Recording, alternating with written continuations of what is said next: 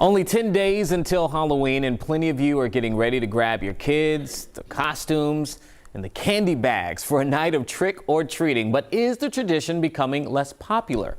Philip Townsend takes a look back into the 13 News Now vault to see what it was like back in the 80s.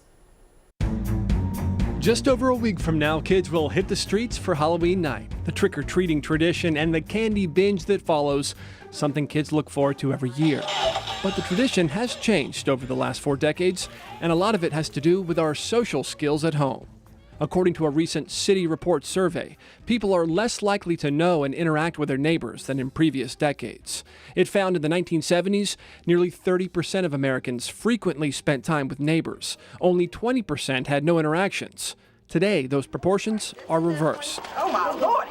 Back in the 80s here, it was a more intimate, neighborly event. You'd typically stay where you live, not as many chaperones, everyone knew each other. Today, more and more families travel to trick-or-treating hotspots, maybe a neighborhood several miles away with enthusiastic homeowners you know are going to be handing out candy. There are also more options like trick-or-treating at stores, schools, and the popular trunk-or-treating that's become a convenient one-stop shop option for parents. Trick-or-treating isn't dying, just evolving.